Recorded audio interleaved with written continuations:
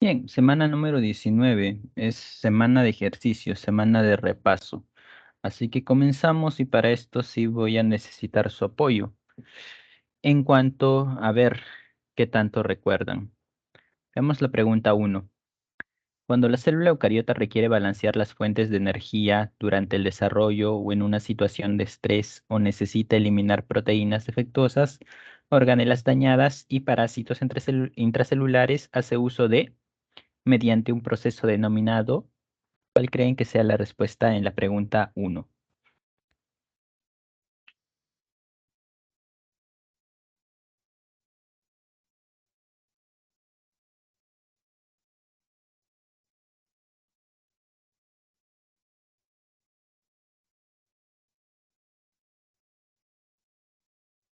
Nadie. A ver, láncense con una alternativa.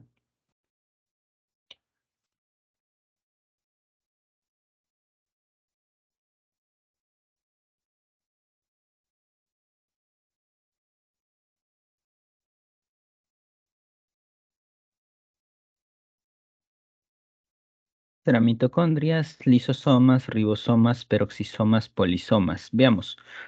Célula eucariota. Es la célula que tiene núcleo y que tiene distintos tipos de organelas, ¿no?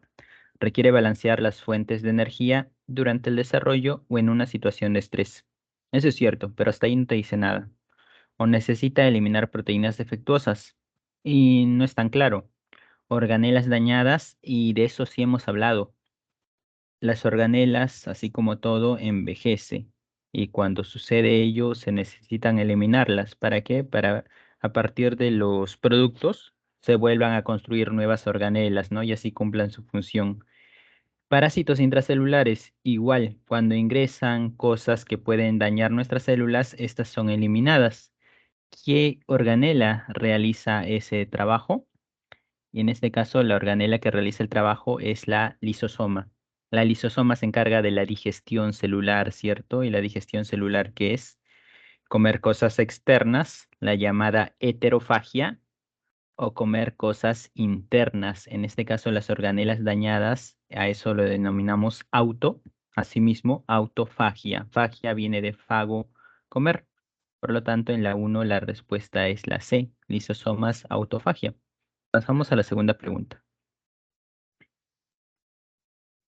A ver, son estructuras distribuidas en el tejido epidérmico de las hojas y tienen como función regular la transpiración y permitir el intercambio gaseoso. ¿Cuál sería la alternativa? Estomas, cloroplastos, vacuolas, cromoplastos o nectarios.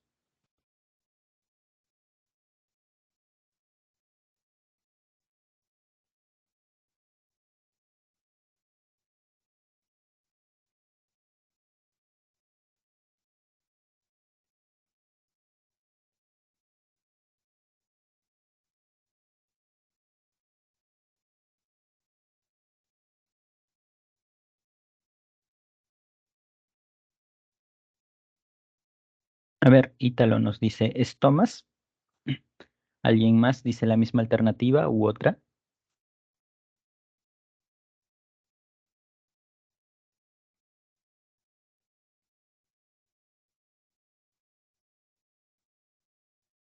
Sí, y de hecho la respuesta es estomas, que no hay que confundirlo con estroma, la parte del cloroplasto, ¿no? Acá la palabra clave es transpiración. ¿Qué transpiración? Absorber, absorber gases. Las plantas requieren absorber gases. Absorben el dióxido de carbono para la fotosíntesis, absorben el oxígeno para la respiración celular y asimismo expiran gases, ¿no? Dióxido de carbono y fotosíntesis. ¿A través de qué? A través de algo llamado estomas. Esos estomas se encuentran en el tejido epidérmico. Está formado por dos células oclusivas y tiene un agujero entre esas dos células oclusivas llamada ostiolo. Esos son los estomas. Los cloroplastos, ¿cuál es su función? Fotosíntesis. Vacuolas, absorber agua.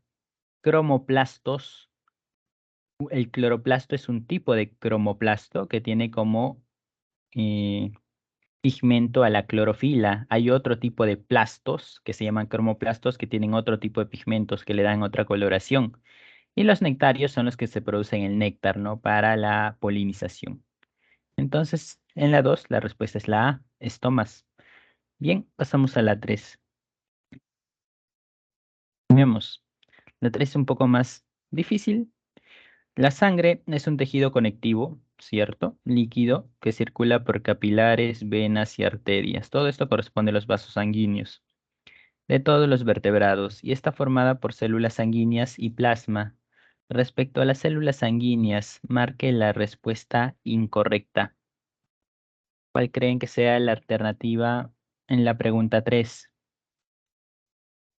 ¿Qué dice la A? La A dice los neutrófilos constituyen 70% del total de células blancas.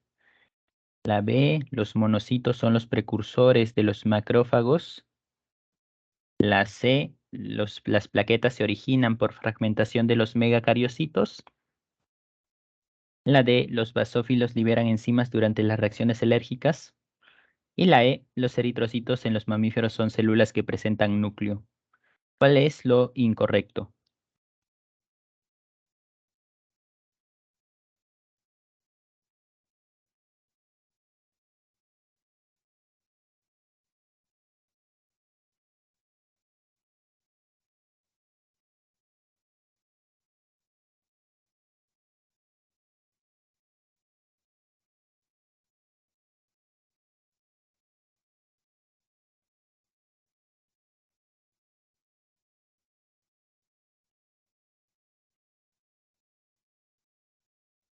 Veamos. Cristian nos dice la C. ¿Alguien tiene otra respuesta? ¿O está bien la respuesta, la alternativa C?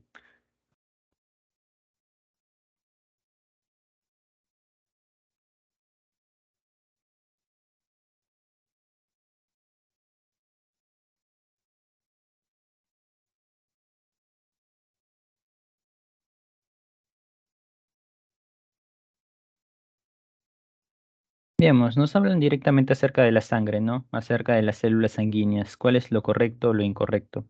Neutrófilos. Los neutrófilos son un tipo de leucocitos, ¿cierto? Función principal, sistema inmune, formar parte de la inmunidad. De hecho, cuando nosotros sufrimos un ataque por cualquier patógeno, virus, bacteria, los primeros en actuar son los neutrófilos. Es la primera línea de defensa, los primeros que salen a socorrernos. Ahora te dice, es la mayoría, es el 70% del total de los leucocitos. Y sí, es la mayoría. Esto está ok. Los monocitos son otro tipo de leucocitos, los cuales tienen como función dar origen a los macrófagos. Y los macrófagos ya en sí pueden funcionar. ¿Cuál es la función de los macrófagos? Eliminar, eliminar bacterias, eliminar partículas virales. Son células grandes que las comen y las digieren. Así que es correcto, los macrófagos vienen de los monocitos. Las plaquetas se originan por fragmentación de los megacariocitos. Eso también es correcto, porque las plaquetas en sí no son células, son fragmentos celulares. ¿Por qué se les llama así? Porque la célula original es el megacariocito. ¿Por qué se llamará mega? Porque es gigante. Es una célula grande, la cual pasa por un proceso de fragmentación y salen pedazos de células, ¿no? Fragmentos celulares. ¿Y esos cuáles son? Esas son las plaquetas, cuya función, no se olviden, es la coagulación sanguínea. Así que está bien. Los basófilos liberan enzimas durante las reacciones alérgicas y sí, otro tipo de leucocitos. Neutrófilos, monocitos, basófilos, todos son leucocitos. Los basófilos, ¿cuál es su principal función? Su principal función suele darse en las alergias. Cuando uno tiene alergia a cualquier tipo de material, es que la piel se inflama, ¿no? O se torna roja o salen las llamadas ronchas. ¿Eso por qué? Porque los basófilos se dirigen hacia la zona en la que está la exposición a dicho material y empieza a liberar algo que genera esa inflamación o esas ronchas. Ese algo, ¿cómo se llama? Se llama, perdón, se llama histamina. Los basófilos te liberan histamina y la histamina está relacionada con la alergia. La histamina es uno de esos componentes. Así que los basófilos liberan enzimas durante las reacciones alérgicas. Esto también resulta cierto. Ahora veamos la E. Los eritrocitos en los mamíferos son células que presentan núcleos y esto es incorrecto. Los eritrocitos no presentan núcleo en los mamíferos, son células anucleadas. No tienen núcleo. Derivan de células anteriores que sí tuvieron núcleo, ¿no? Pero como eritrocitos como tal no lo tienen. ¿Hay alguna razón detrás de esto? Sí, porque la única función de los eritrocitos es almacenar la hemoglobina que te transporta el oxígeno a lo largo de todo el organismo, ¿no? Te transporta, te lleva la hemoglobina. La única función de los eritrocitos es contener hemoglobina. Ahora, los eritrocitos necesitan energía como toda célula y sí, necesitan energía. ¿Cómo generan energía si no tienen núcleo? De hecho, no tienen organelas tampoco. Lo genera vía glucólisis. Si alguna vez te preguntan cómo tienen los eritrocitos energía es vía glucólisis. Los eritrocitos no hacen fosforilación oxidativa, por ejemplo, porque no hay mitocondria, no hay núcleo. Los eritrocitos, aparte de no tener núcleo, no tienen organelas. O eritrocitos o glóbulos rojos, por si acaso. No tienen organelas, porque su única función es tener hemoglobina. Ahora, ¿por qué te especifica en los mamíferos? Y es que en los mamíferos es donde no tienen núcleo. En lo que son las aves, por ejemplo, los eritrocitos sí tienen núcleo.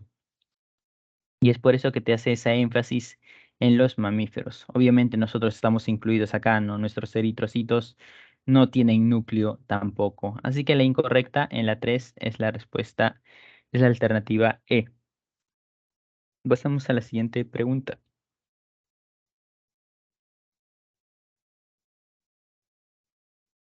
A ver, veamos en la 4.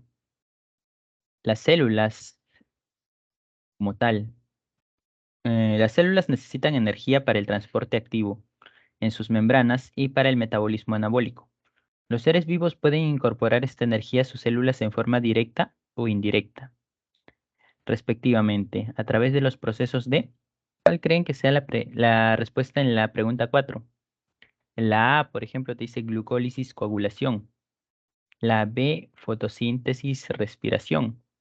La C, nutrición, fermentación. La D, respiración, digestión. Y la E, fotólisis, glicólisis. ¿Cuál creen que sea la respuesta?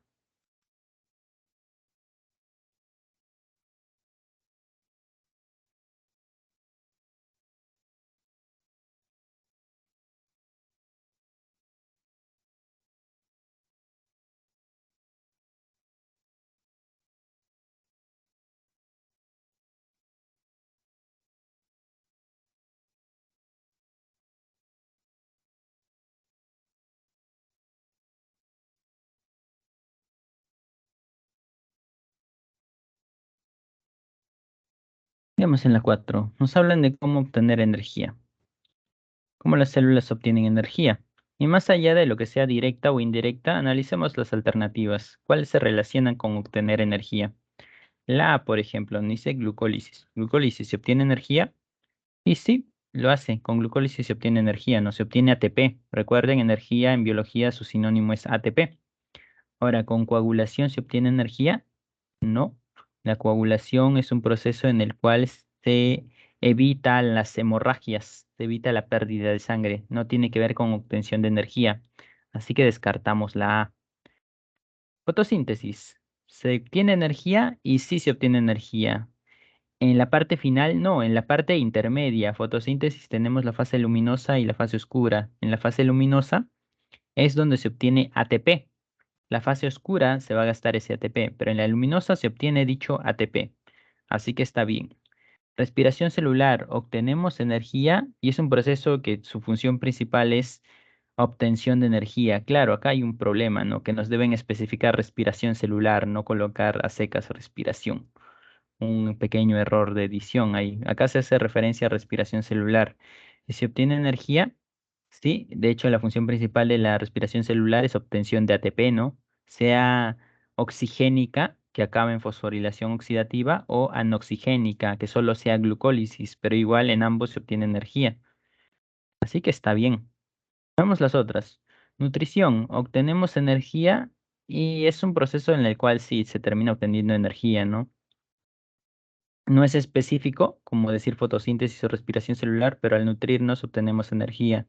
Pero en fermentación obtenemos energía y en fermentación, en las reacciones de fermentación no se obtiene ATP. Lo que hacen las bacterias, lo que pueden ser nuestras células musculares, no se obtiene más ATP. Lo que se busca es gastarse el piruvato para que disminuir la acidez. Así que no tiene que ver con obtención de energía. Respiración celular, obtenemos energía en respiración celular. Y en la digestión tenemos energía. La digestión es un proceso en el cual se terminan absorbiendo nutrientes más que obtener energía como tal. Me podrán decir, pero se digiere la glucosa y acá entramos a tallar a esto de acá. Forma directa o indirecta. ¿Con directa a qué se refiere? Con directa es que a partir de un recurso ambiental se obtenga ATP, como pasa en la fotosíntesis, ¿no? En la fotosíntesis, ¿cómo las plantas obtienen ATP? Sencillamente a través de la energía del sol, ¿cierto? Energía del sol lo transforman en ATP, está obteniendo energía de manera directa. En cambio, la respiración celular lo hace a través del consumo de glucosa. A eso lo llamamos de manera indirecta. Por eso acá nosotros nos centramos en estos dos, en que la fotosíntesis es obtención de ATP de manera directa y la respiración celular es de manera indirecta. Son tipos de obtención, ¿no? Y aparte de ello es que acá no te están hablando de organismos, como para decir que la digestión obtienes energía. Te están hablando de cosas que pasan en las células, no es en organismos. Por lo tanto, las células obtienen energía de manera directa a través de la fotosíntesis y de manera indirecta a través de la respiración celular. Fotólisis, la fotólisis es un proceso en la fotosíntesis en la cual una molécula de agua la partes en dos y obtienes oxígeno y obtienes hidrógeno. No es para obtener energía. Y la glucólisis hemos dicho que sí. Bien. Así que acá, en la 4 la respuesta es la B. Fotosíntesis, una manera de las células para obtener energía directamente. Y respiración celular para obtener energía indirectamente. Pasamos a la siguiente pregunta.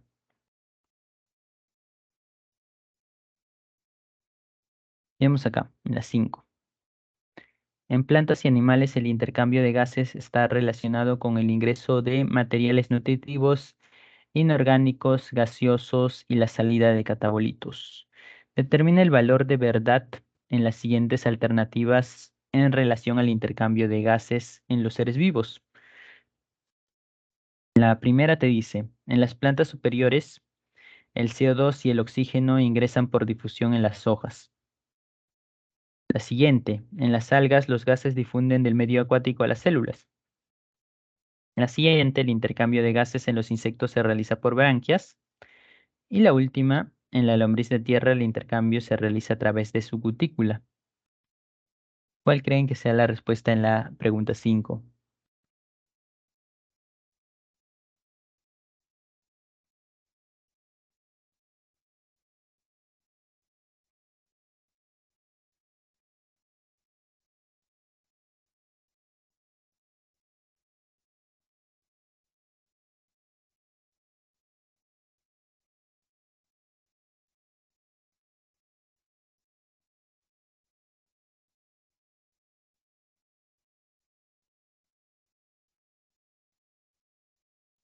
Veamos en la 5. En las plantas superiores el CO2 y el oxígeno ingresan por difusión en las hojas. Y sí, a través de los estomas terminan ingresando, ¿no? Las plantas no tienen un sistema respiratorio como los animales, así que ¿cómo ingresan los gases? Por simple difusión. Eso es verdadero. En las algas los gases difunden del medio acuático a las células y eso resulta cierto también. Las algas como tal están rodeadas de toda agua. ¿Cómo ingresan entonces los gases? A través del agua. Igual, por simple difusión. Así que esto es verdadero. El intercambio de gases en los insectos se realiza por branquias y las branquias son dos órganos que no son propios de insectos, sino que son propios de organismos como los peces. Usan las branquias para absorber oxígeno del agua. ¿Los insectos tienen branquias? No, los insectos tienen algo llamado tráqueas. Tráqueas o traqueidas también se le dice. Brácteas. Bien, así lo llamamos a los órganos encargados del sistema respiratorio en los insectos. Así que esto es falso. La lombriz de tierra, el intercambio se realiza a través de su cutícula. Sí, la lombriz de tierra o los anélidos en general son animales que respiran a través de la piel. La cutícula es una capa que rodea la piel de la lombriz de tierra. Por lo tanto, esto es verdadero. Verdadero, verdadero, falso, verdadero. En la 5 la respuesta es la D.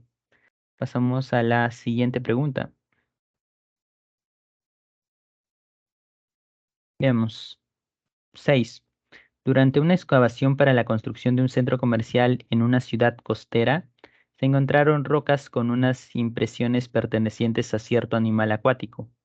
Este hallazgo permitió establecer que en un pasado esta zona estuvo cubierta por el océano. ¿Qué rama de la biología se encarga del estudio de estos restos? ¿Cuál creen que sea la respuesta?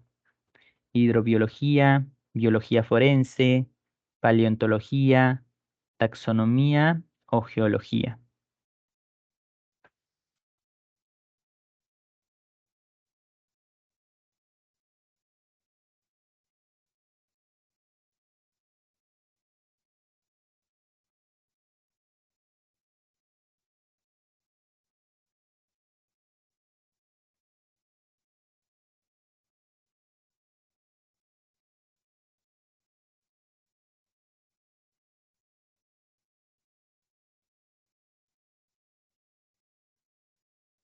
¿Cuál creen que sea la respuesta en las 6?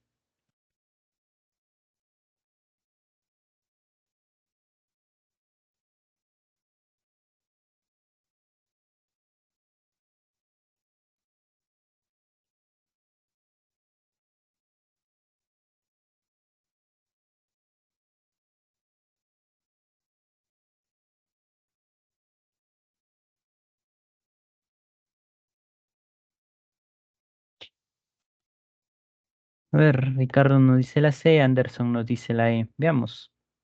Excavación para la construcción de un centro comercial en una ciudad costera.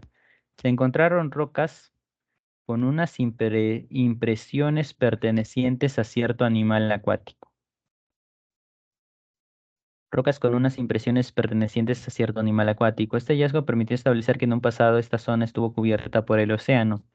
¿Qué rama de la biología se encarga de estudiar estos restos? Hidrobiología. La hidrobiología te estudia la vida marina, ¿no? Pero acá ya no estamos hablando de vida marina, son restos en un lugar que ya es terrestre, así que no es. Biología forense, biologías forenses se centra más en cadáveres, seres humanos específicamente, así que tampoco es. Paleontología, la paleontología te habla de fósiles, pero fósiles no solamente son esqueletos. En este caso, rocas con impresiones pertenecientes a cierto animal acuático, que pueden ser huellas, por ejemplo, también son un tipo de fósil, también son un tipo de restos antiguos, en este caso de miles o millones de años. Por lo tanto, esto también es parte del estudio de la paleontología. ¿Qué es ok? La taxonomía te habla de la clasificación de los seres vivos. Y la geología no es una rama de la biología, ¿no? Quizá por el hecho de decir que se encontraron rocas nos haga pensar esto, pero no se centra acá en solo en rocas, sino en rocas con unas impresiones pertenecientes a cierto animal. Y ahí ya se habla de un fósil, ¿no? Y acá ya entra a tallar la paleontología. Así que en la 6 la respuesta es la C. Bien, pasamos a la siguiente pregunta. Veamos. Entre las macromoléculas que forman parte de los seres vivos existe un grupo con una diversidad de funciones, por lo que se les considera las más versátiles. Estas biomoléculas están compuestas de carbono, hidrógeno, oxígeno, nitrógeno e incluso azufre. Esta descripción hace referencia a... ¿Cuál creen que sea la respuesta en la pregunta 7?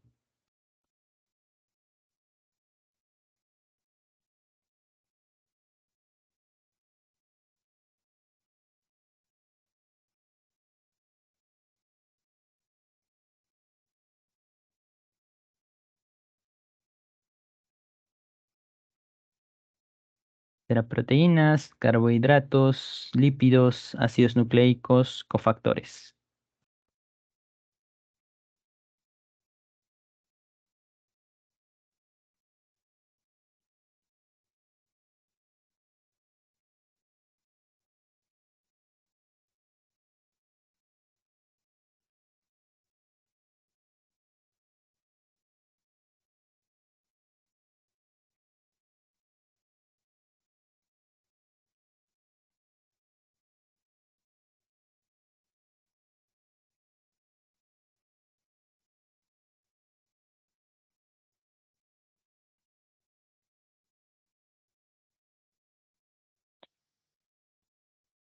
Bueno, en las 7, Ricardo nos dice la A, proteínas.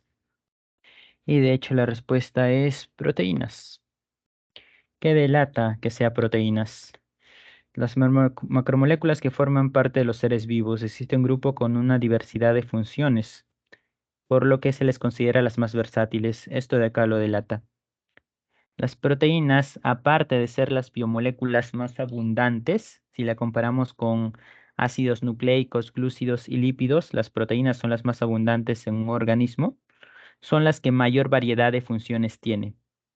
Es que recordarán en las funciones, carbohidratos se centraba en almacén y obtención de energía, lípidos también, ácidos nucleicos, bueno, ADN, ARN, la herencia, se centraba ahí. En cambio, en las proteínas hay demasiada variedad en cuanto a funciones, transporte de sustancias como el oxígeno, como los lípidos, hormonas como la insulina, por ejemplo, la defensa del organismo, como los anticuerpos, son demasiadas funciones las que tienen las proteínas y además las que mayor variedad presentan.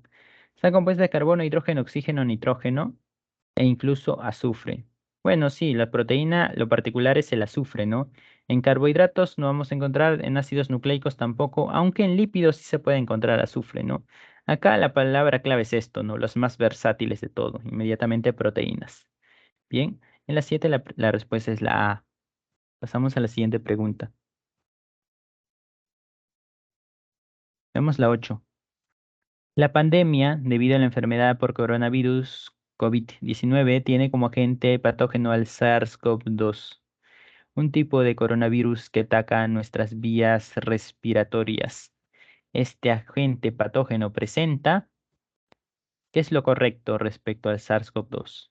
Presenta ADN y ARN, presenta retrotranscriptasas, cabeza icosaédrica y cola, simetría helicoidal, el ARN como genoma. ¿Cuál sería la respuesta en la pregunta 8?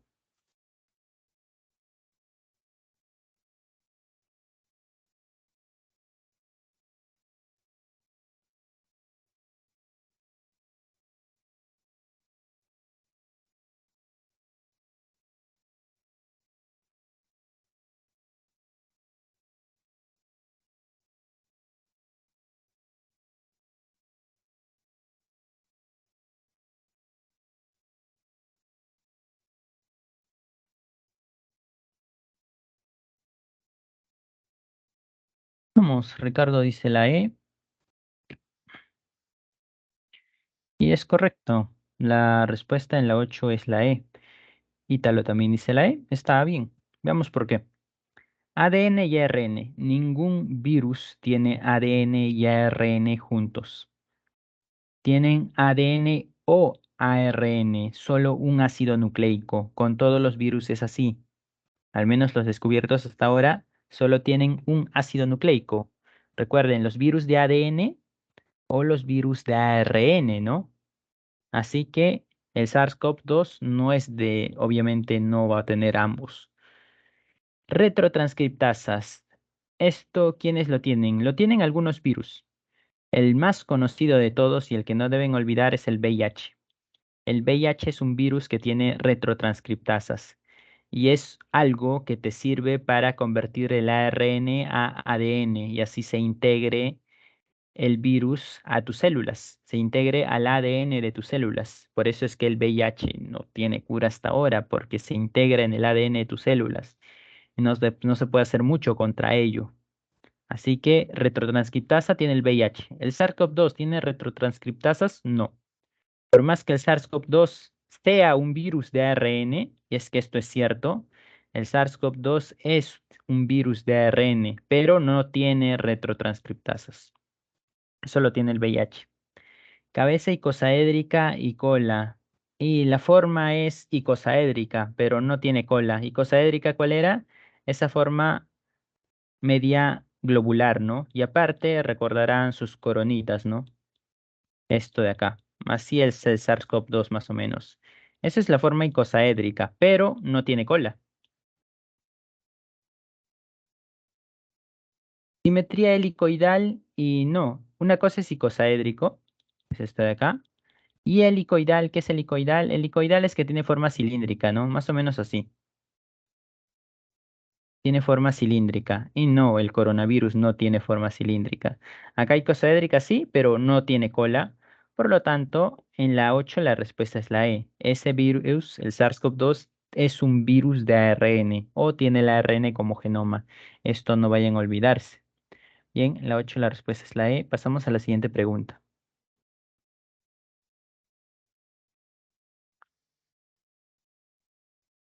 Veamos en la 9.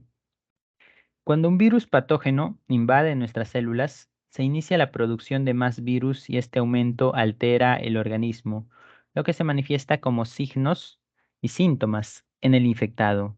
Muchos de estos cambios perjudiciales en el organismo son consecuencia de un evento que se manifiesta en la última etapa de la replicación viral.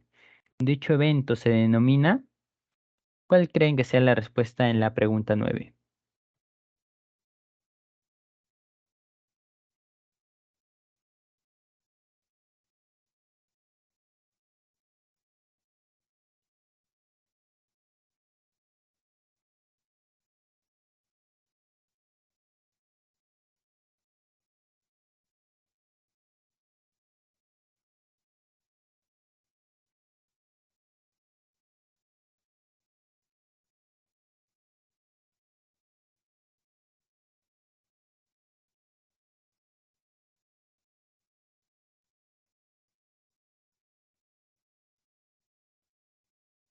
A ver, Ítalo dice la B, lisis.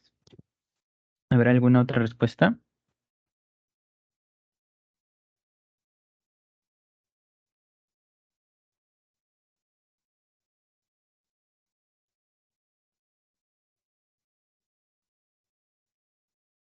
Y de hecho sí, la respuesta es la B, lisis. ¿Cuándo acaba? Es un ciclo, ¿no? Lo que es la replicación viral. ¿Cuándo acaba la replicación viral o ese ciclo, ¿no? Cuando la célula explota y las partículas virales salen para ir a infectar a otras células. ¿Cómo se llama eso? Cuando la célula es destruida, cuando la fábrica de partículas virales es destruida, a eso se le llama lisis. Hay otra también, liberación por gemación, pero en este caso gemación no encontramos, ¿no? Que es en el cual la célula exporta a los virus sin ser destruida. Acá no hay, así que el final es la lisis, la destrucción de la célula. ¿Cómo comenzaba la infección viral? Y lo primero que ocurre es la adhesión. El virus se pega a la célula responsable, a la célula que va a ser infectada. Luego de eso, ¿qué ocurre? Que el virus va a integrarse, va a pasar el ADN o ARN del virus a lo que es la célula. Para luego de eso, para luego de integrarse, se construyan partículas. Y es que la célula ahora es controlada por el ADN del virus, ADN o ARN del virus. Es así que esa célula va a construir proteínas, proteínas propias del virus, y esas proteínas van a ensamblarse. ¿Para qué? Para construir partículas virales. Y de esa manera se va a dar la lisis, en el cual la célula se destruye y varias partículas virales salen para infectar a varias células a su vez. ¿Qué es la transducción? La transducción es el ingreso de un virus a cualquier célula. Es un nombre general, ¿no? Cuando el virus infecta cualquier célula, a eso se le llama transducción. No solo puede ser célula humana, puede ser una bacteria, puede ser célula de planta, animal, cualquiera, y a eso lo llamamos transducción. cuando tiene que ver un virus. ¿Se acordarán en la parte de transferencia genética horizontal? Cuando las bacterias ceden ADN a otra bacteria, es a partir de la conjugación, ¿no? Y bueno, transducción es cuando hay un virus de por medio, cuando un virus cede ADN a otra célula. Bien, en la 9, la respuesta es lisis. Pasamos a la siguiente pregunta.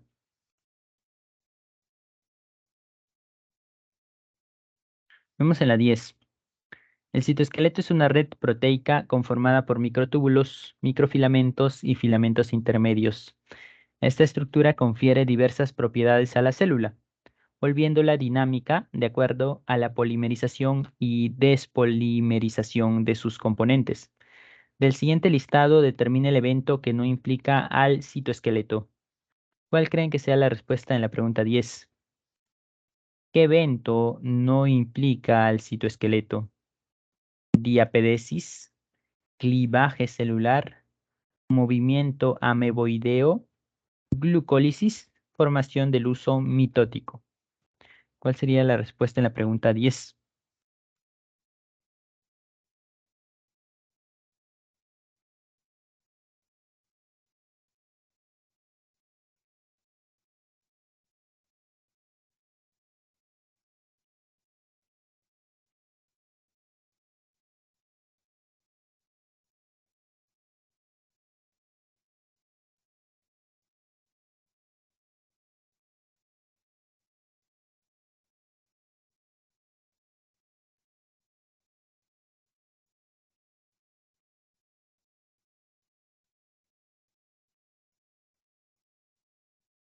A ver, en la 10 Ricardo dice la D, glucólisis.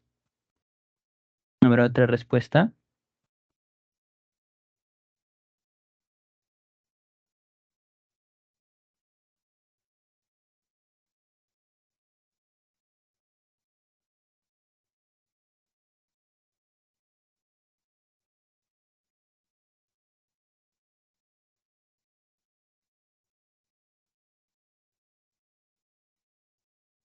Y la respuesta es la D, glucólisis, incluso por descarte, ¿no? Si no supiéramos qué es lo de que trata lo demás, glucólisis sería el mecanismo en el cual no tiene que ver el citoesqueleto, porque nunca lo mencionamos. La glucólisis es el movimiento de moléculas. ¿Con qué tiene que ver con el citoesqueleto? Veamos las otras alternativas. Diapedesis.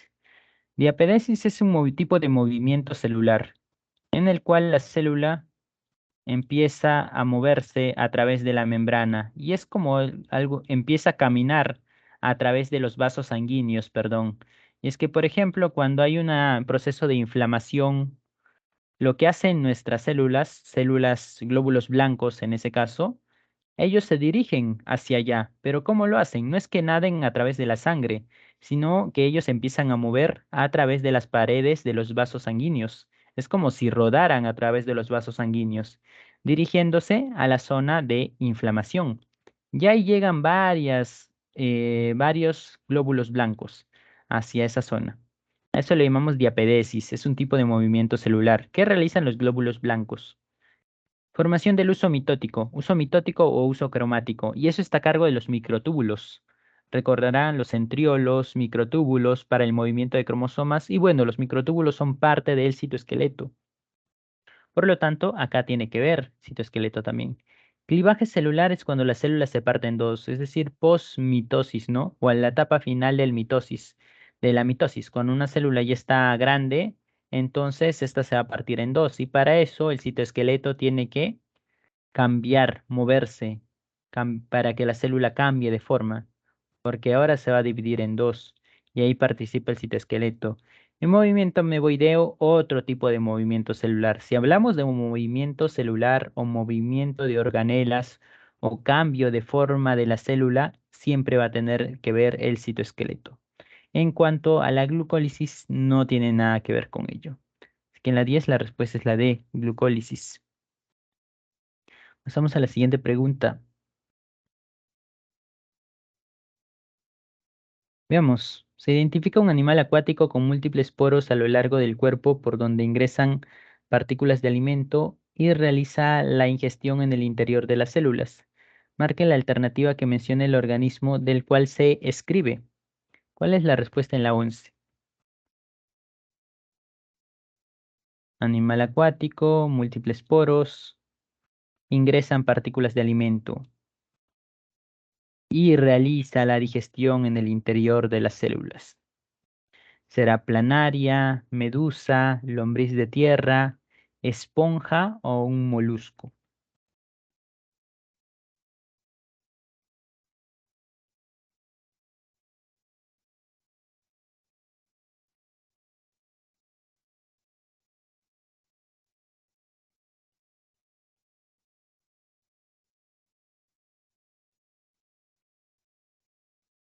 Ricardo dice esponja y está bien, es esponja.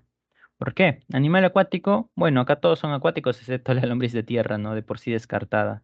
Múltiples poros a lo largo del cuerpo y sabemos que la esponja lo tiene. El resto, supongamos que no nos acordamos. Ingresan partículas de alimento y realizan la digestión en el interior de las células. Digestión que se llama intracelular. ¿Los moluscos tienen digestión intracelular? No.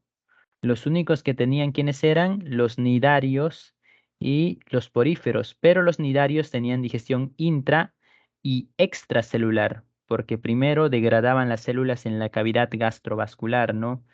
Quienes tienen netamente digestión intracelular, ¿quiénes son? Las esponjas. Aparte que los nidarios no tienen poros, ¿no? Los que se caracterizan por la presencia de poros son las esponjas. Por eso se les conoce como filum porífera. Porífera por los poros, precisamente. Así que en la 11 está bien, la respuesta es la D. Pasamos a la siguiente pregunta.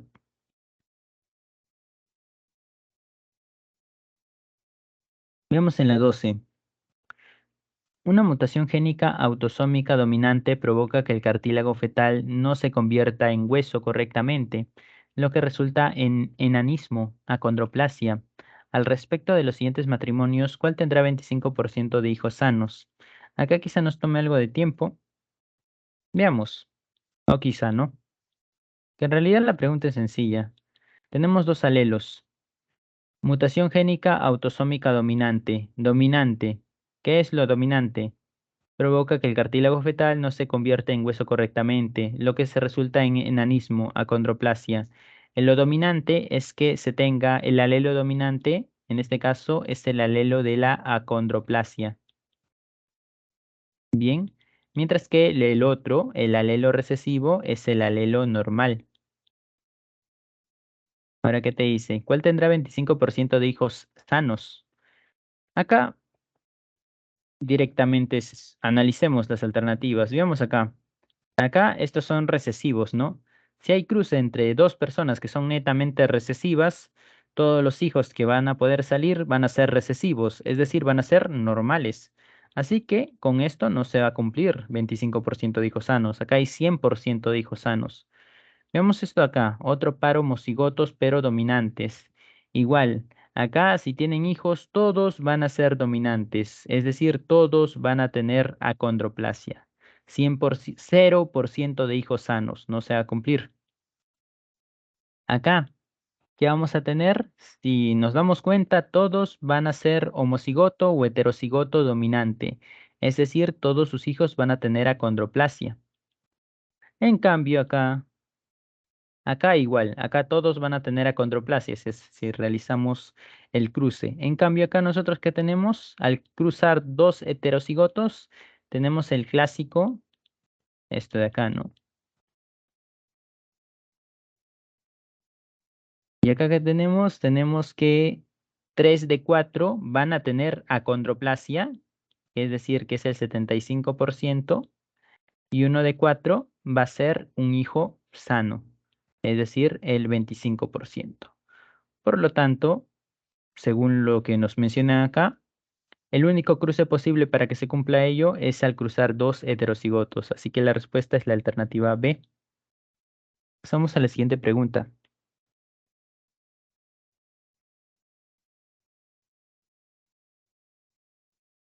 Veamos. Los trabajos de Gregor Mendel sobre Pisum sativum, arveja, permitieron entender los mecanismos de la herencia.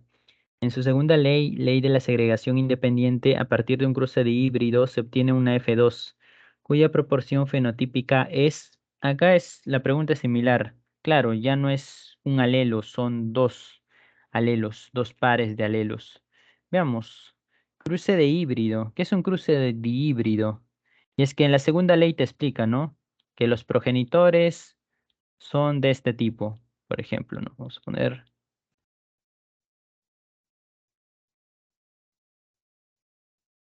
estos suelen ser los progenitores. Y de acá se va a obtener un F1. Acá todos los hijos van a ser iguales y van a ser heterocigotos, o sea, heterocigoto doble llamado también dihíbrido. Esto es heterocigoto doble o dihíbrido. Eso obtenemos en la F1. Y ahora te pregunta, en la F2, cuya proporción fenotípica, ¿cuál es la proporción fenotípica en la F2? Y acá nosotros, ¿qué vamos a tener? Tenemos acá, al combinarlo, vamos a tener 16 resultados, ¿no? Vamos a tener nuestra propia tabla. Pero para no hacernos problema, recordad, ustedes pueden practicar de todas maneras esto. Hay una proporción conocida acá, que es la 9-3-3-1. ¿La 9 en qué sentido? Porque esto va a tener esto de acá. Es decir, al realizar nosotros los cruces, vamos a tener esto. ¿Y estos guiones qué son? Que pueden ser A mayúscula o A minúscula, B mayúscula o B minúscula. En este caso no importa porque está el alelo dominante, o sea, sí o sí va a ser dominante. Y de estos tipos, ¿cuánto vamos a encontrar? Vamos a encontrar 9. Los podemos comprobar en nuestra tabla de 16 resultados. Acá no coloco los 16 porque iríamos a demorar mucho. Lo siguiente es esto de acá.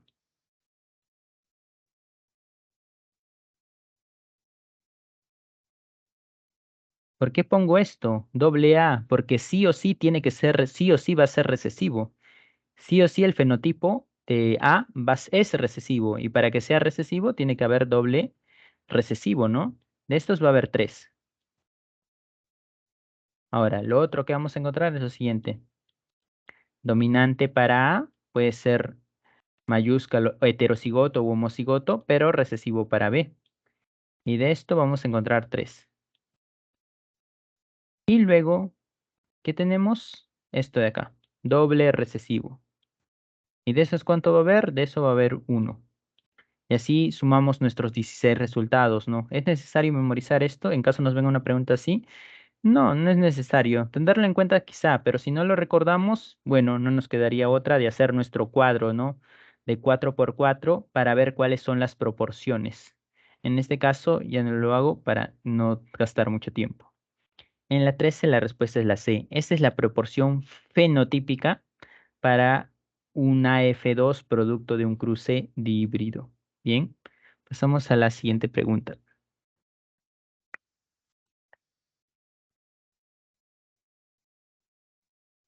Vamos en la 14, que es más sencilla. El cariotipo humano presenta 23 pares de cromosomas de una célula diploide, ordenados según su forma y tamaño. Se resume con una fórmula cromosómica que en un varón normal es 46 XY.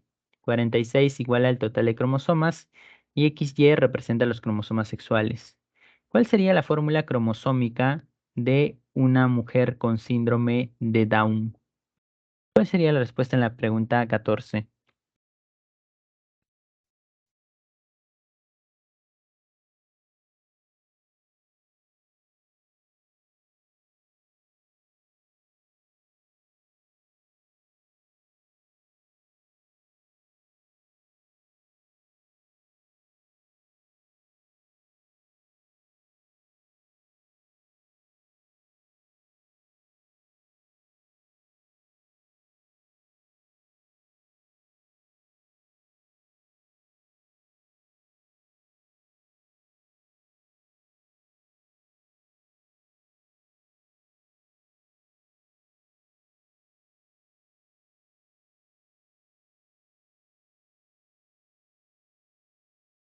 A ver, en la 14. Cristian nos dice la C y Ricardo nos dice la C. Y sí, la respuesta es la C, precisamente porque es trisomía del cromosoma 21. Al síndrome de Down le llaman trisomía del cromosoma 21. Trisomía porque los cromosomas los ordenamos en pares, ¿no? Pero en una persona con síndrome de Down, en uno de esos pares encontramos tres cromosomas. 3 cromosomas del tipo 21. Una persona que no tiene ese síndrome solo tiene 2 cromosomas del tipo 21. Es por eso que va a tener 47. Ahora, te dice mujer. Por lo tanto, acá mismo te lo señala. XY, varones, XX es para mujeres. Ahora, vemos acá la B y la C, hasta ahí normal, pero tenemos que recordar también que el síndrome de Down hace referencia a qué cromosoma, al de tipo 21. Por eso tenemos que ponerle más 21. Si hubiera un cromosoma de menos 45, por ejemplo, para un tipo de síndrome, entonces tendríamos que ponerle menos el tipo de cromosoma que falta. Acá le ponemos más el tipo de cromosoma que hay adicional. Por lo tanto, en la 14 la respuesta es la C. Veamos las siguientes alternativas. 46. 46, XX más 21 está mal porque una persona con síndrome de Down no tiene 46, tiene 47. De hecho, no es posible este cariotipo porque hay un cromosoma de más, pero acá te pone 46. B, 47XX, esto te señala 47 cromosomas, una mujer, pero no te dice qué cromosoma es de más. Puede ser cromosoma 1, el 20, el 7, etcétera, y eso no es síndrome de Down. 47XXY, esto es un síndrome que sí existe, es el síndrome de Klinefelter. Hay 47 cromosomas. ¿Cuál es el cromosoma de más? Hay un cromosoma X de más, ¿no? Este es un varón, pero con un cromosoma X de más. Y 45X0 también es un síndrome que existe, es el síndrome de Turner, a una mujer que le falta un cromosoma X. Por lo tanto, en la 14 la respuesta es la C. Muy bien, pasamos a la 15. Veamos. Esto es un poco ya más de inferencia. La bioética establece principios que permiten realizar con responsabilidad el quehacer científico en el ámbito médico, biológico y ambiental. Uno de estos principios, son 4, señala que no se pueden buscar hacer un bien a costa de hacer un daño, por lo cual se denomina principio de... ¿Cuál es la respuesta en la pregunta 15? ¿A qué hace referencia? Beneficencia, autonomía, no maleficencia, justicia o empatía.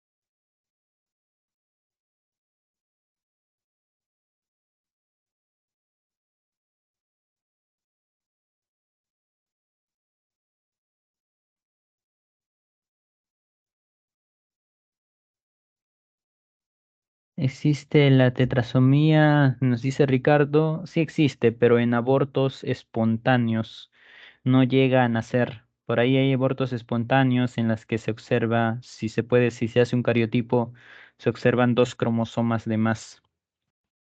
Así que de existir, existe. A ver, en la última nos dice Carlos, nos menciona la E. Empatía. Bueno, veamos entonces la pregunta 15. La bioética tiene 4 tipos de principios. ¿Cuáles son? Beneficencia, autonomía, no maleficencia y justicia. Esos son los 4 principios. Empatía no es uno de los principios de la bioética. Justicia, ¿de qué trata? De darle de cada uno lo correspondiente, ¿no? Por ejemplo, si uno tiene una enfermedad, no sé, terminal o centrarse en ello, ¿no? La justicia también es en el evaluar también las condiciones de cada tipo de enfermedad. Supongamos, ¿no? Pongamos el caso del coronavirus. El hecho de que se haya enfocado todo en que se, en lo máximo posible, ya tanto en tiempo como en costo, a hallar, más que hallar, a diseñar una vacuna frente al COVID-19 es por el hecho de justicia, porque había un gran número de personas perjudicadas. Es por eso que se centra en los esfuerzos en desarrollar una vacuna. Ese es un ejemplo de justicia, ¿no? En buscar más o menos lo más justo para cada persona. Claro, eso es en lo teórico al menos. No maleficencia es en evitar hacer daño. Por ahí se puede hacer daño, sobre todo cuando se hacen experimento con animales, ¿no? Pero tratar de hacer el daño mínimo posible. Esa es la no maleficencia. Autonomía es darle la libertad a cada uno de poder elegir. Por ejemplo, el hecho de que te puedan vacunar no es obligatorio la vacuna, de hecho, ¿no? Te dan algo llamado consentimiento informado que tú tienes que firmar para saber si estás de acuerdo o no. Si no lo haces, no pueden obligarte a vacunarte, al menos no directamente. Ese es un ejemplo de autonomía. Y beneficencia es buscar el bien común, es buscar hacer el bien, sin importar qué. Señala que no se puede buscar hacer el bien a costa de hacer un daño, ¿no? Esto es lo contrario, más bien. Buscar hacer el bien a costa de hacer un daño y no. La beneficencia es buscar hacer el bien por sí mismo, sin buscar daño, sin tener en cuenta hacer daño. Por ejemplo, te pueden decir, busco una cura para una enfermedad, pero a cambio de ello estoy experimentando con personas. Y ahí se está violando el principio de beneficencia. Sí, busca un bien, pero a cambio de perjudicar a otros. ¿Ok? Así que eso es lo que se centra este ejemplo de acá. Acá hace referencia al principio de beneficencia. En la 15 la respuesta es la A. Vamos a la siguiente pregunta.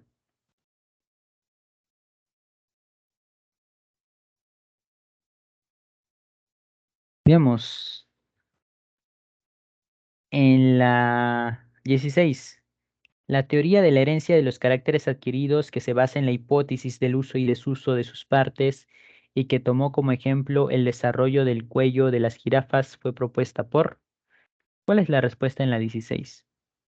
Charles Darwin, Hugo de Bryce, Theodosius Dobzhansky, Jean-Baptiste de Monnet, Antonio Raimondi. ¿Cuál creen que sea la respuesta?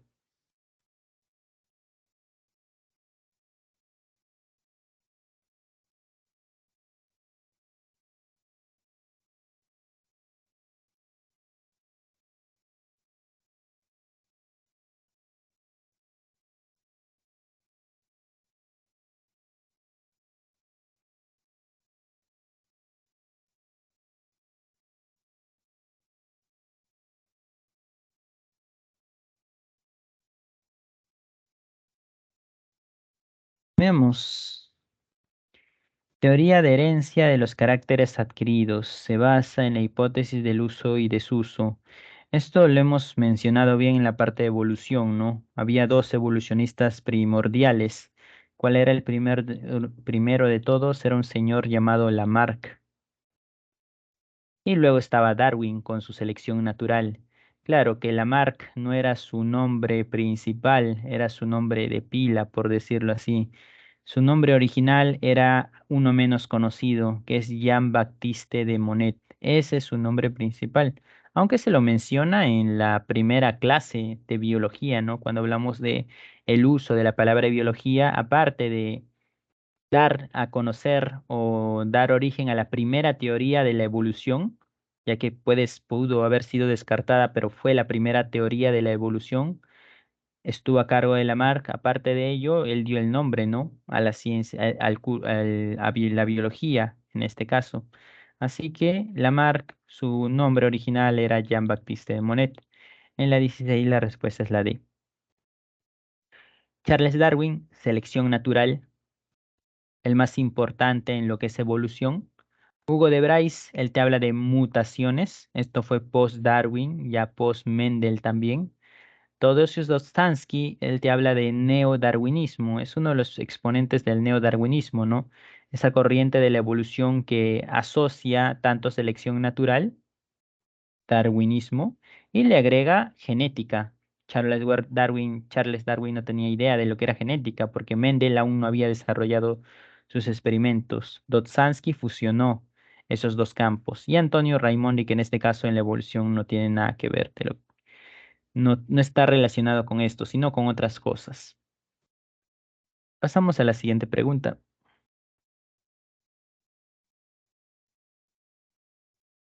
Veamos en la 17. Los insectos tienen el sistema digestivo muy variado, dependiendo del tipo de alimentación. En general, este sistema tiene una parte anterior, una media y una posterior. Marque la función que caracteriza la parte media. Y este es un poco más rebuscado porque te pregunta acerca de la digestión de los insectos. Y el sistema digestivo o tubo digestivo de los insectos se divide en tres partes. Anterior, que es la parte cercana a la cabeza, media y la posterior. En la anterior, ¿qué ocurre? En la anterior hay la trituración, trituración de los alimentos, ¿no? El alimento ingresa a los insectos y estos empiezan a triturarlo, la llamada digestión mecánica. Luego de ello llega la parte media, que es lo que te preguntan. ¿Y la parte media qué va a ocurrir? El alimento se empieza a digerir totalmente, ya que en la parte media está el estómago como tal. Y aparte de ello es que los que ya se tiene listo se empieza a absorber. Se empieza a absorber a través de los intestinos que se encuentran en la parte media. Por ende, acá, ¿a qué se refiere? Se refiere a la digestión y la absorción. En la parte media ocurre ello. ¿Y qué pasa en la parte posterior?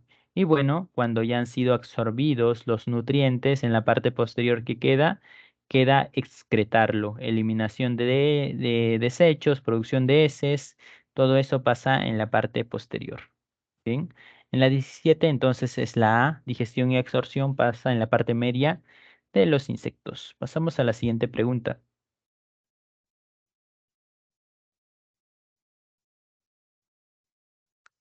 Vemos acá en la 18.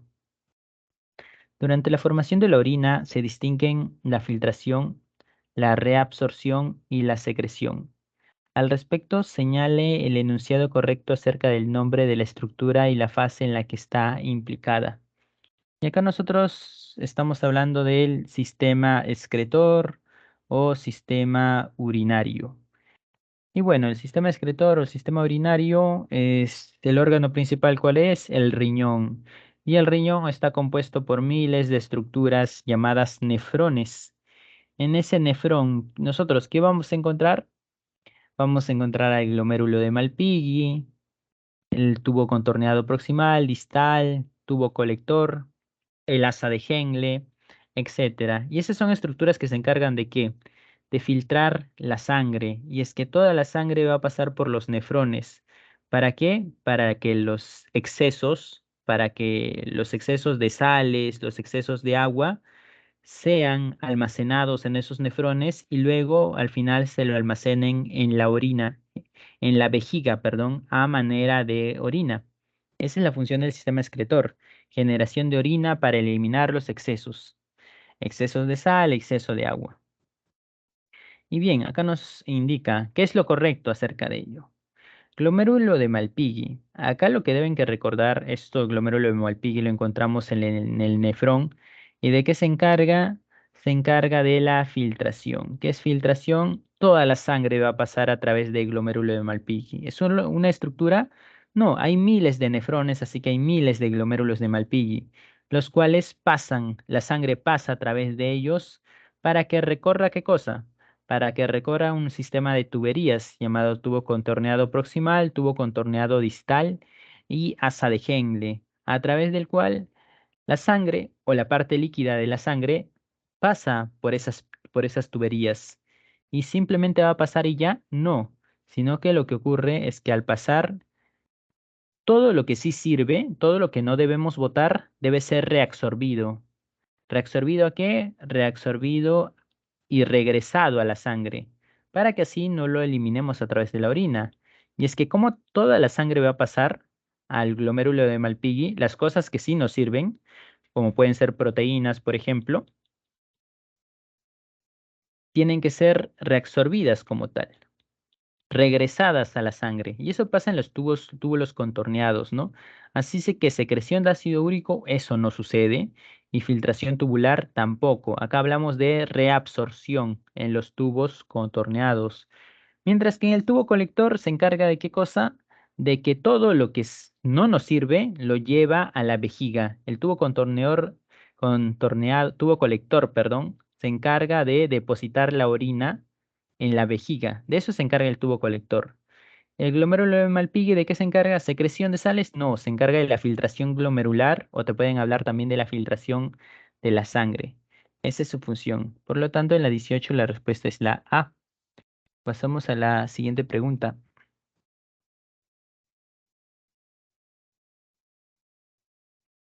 Veamos, la 19. Otra pregunta un tanto complicada, porque hay que recordar las características del vaso sanguíneo como venas y arterias.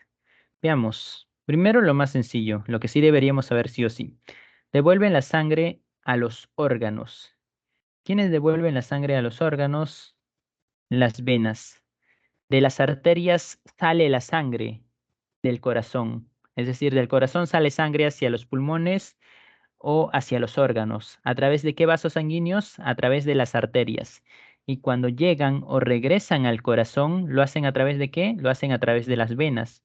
Por lo tanto, devuelven la sangre de los órganos al corazón, son las venas. Siguiente, poseen válvulas. Y las válvulas, y es que, por ejemplo, tenemos acá, no sé, un órgano y luego acá tenemos el corazón, ¿no? Y la vena tiene que llegar de ese órgano al corazón. Y avanza la sangre, avanza un poco y acá hay una válvula y esa válvula debe cerrarse. ¿Para qué? Para que la sangre no vuelva a regresar a dicho órgano. Y luego la sangre avanza, avanza un poco y se concentra acá ahora y acá hay una válvula y esa válvula debe cerrarse para que así la sangre siga avanzando poco a poco y no regrese hasta llegar al corazón. En síntesis, las venas presentan válvulas que son, el mismo vaso sanguíneo son como puertas que se abren para que ingrese la sangre y se cierra cuando ya ingresó para que así no regrese. Eso es propio de las venas, el hecho de poseer válvulas. ¿Las arterias poseen válvulas? No, las arterias no poseen válvulas. Ahora, acá viene lo más difícil de recordar. Sus paredes vasculares son delgadas y entre venas y arterias, los que tienen las paredes vasculares o la pared en sí más delgada terminan siendo las venas. Mientras que las paredes son anchas, obviamente lo contrario, las arterias. Por lo tanto, en la 19 la respuesta es la A. Pasamos a la siguiente pregunta.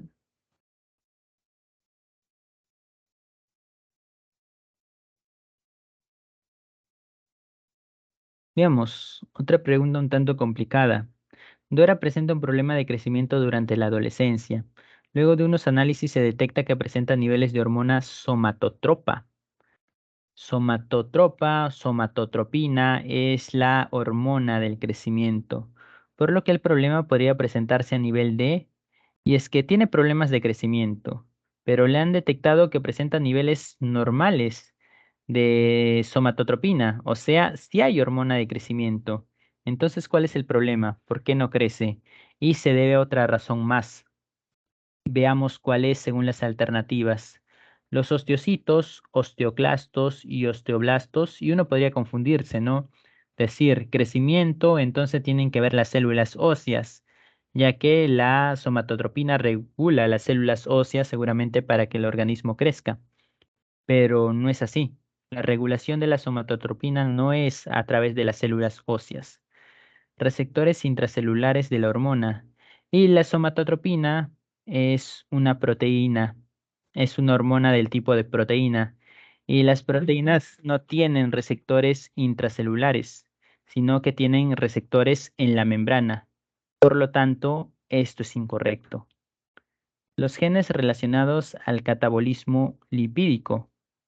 Y lo mismo, la somatotropina es una proteína, así que nada que ver con lípidos. La producción de somatomedinas óseas. Las somatomedinas, lo que hace la somatotropina para que la persona crezca, en este caso para que el organismo crezca, es que se produzcan. ¿Se produzca qué cosa? Se produzcan somatomedinas. O sea, a partir de esto es como cuando la persona crece, a partir de somatomedinas. ¿Pero quién lo produce? Lo produce las células óseas. No lo producen las células óseas. Quienes las producen son los miocitos y los hepatocitos. Y es que los miocitos, porque son parte del crecimiento, y los hepatocitos, para que a través de las somatomedinas, ahí recién se generen las células óseas o tengan un impacto en las células óseas. Es decir, hepatocitos producen somatomedinas. ¿Para qué? ¿Qué hacen las somatomedinas? Las somatomedinas aumentan la proliferación de células óseas para que así el organismo pueda crecer. Por lo tanto, en la 20 la respuesta es la E. ya que la somatotropina actúa a nivel de miocitos y hepatocitos. Y como hemos dicho, cuando una hormona falla, pueden ser por dos cosas, porque no se produce la hormona o porque las células a quienes le da órdenes, en este caso miocitos y hepatocitos, no la están reconociendo. Los receptores no están funcionando. Miocitos, por si acaso, células musculares y hepatocitos, hepatocélulas del hígado. Bien, así que en la 20 la respuesta es la E. Pasamos a la siguiente diapositiva, la siguiente pregunta.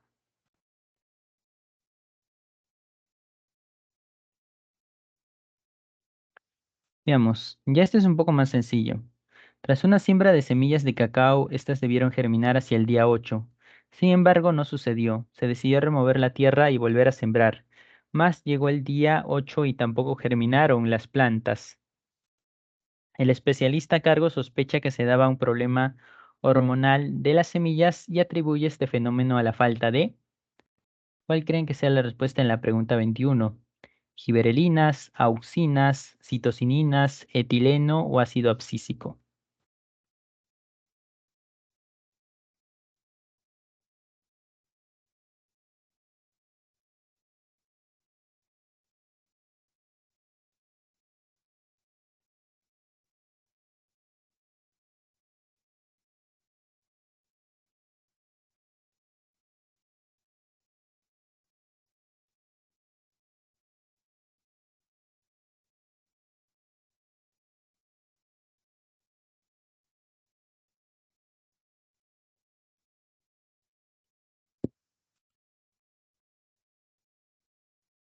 A ver, nos dice, tras una siembra de semillas de cacao, estas debieron germinar hasta el día 8.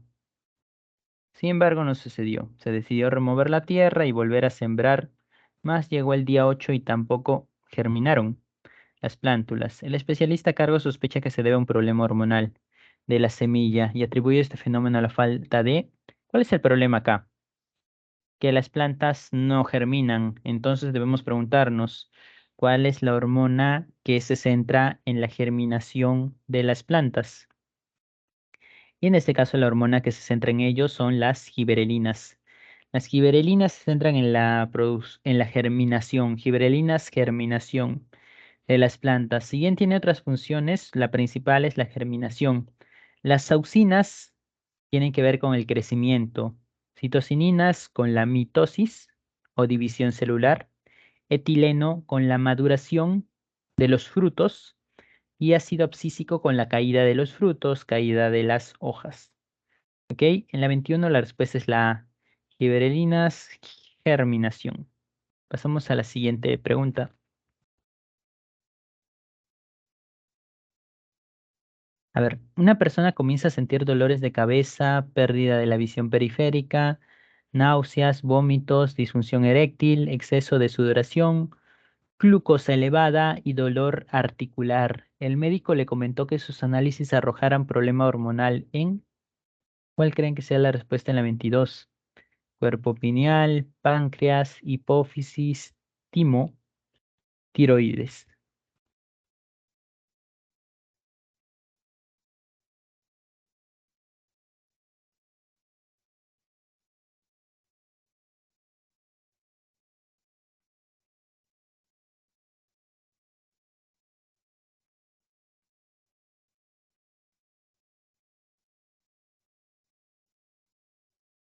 Veamos, dolores de cabeza. Pérdida de la visión periférica, náuseas, vómitos, disfunción sexual, son demasiados síntomas para ser el problema de una sola hormona. Por ejemplo, la glucosa elevada está a cargo ¿de cuál? Está a cargo de la insulina, ¿no? Que es producida por el páncreas. El dolor articular está a cargo, por ejemplo, de las glándulas que tienen que ver con la absorción de calcio, como podría ser la paratiroides que produce paratormona o la tiroides que te produce calcitonina, exceso de sudoración, glándulas sudoríparas, disfunción sexual, puede ser testículos si se está hablando de un varón o lo que puedes, si está hablando de una mujer pueden ser los ovarios, otras glándulas. O sea, hay muchas glándulas implicadas y si hay muchas glándulas implicadas, el problema puede ser por la glándula principal. Y la glándula principal, la que se encarga de regular todo el sistema endocrino, la llamada glándula maestra, ¿cuál era? Era la hipófisis. La hipófisis o glándula pituitaria también. Lo más probable es que esta glándula esté fallando y como esta se encarga de regular a otras glándulas, es por ello el exceso de síntomas que se tienen, exceso y variedad, ¿no? Así que en la 22 la respuesta es la E, hipófisis. Pasamos a la siguiente pregunta.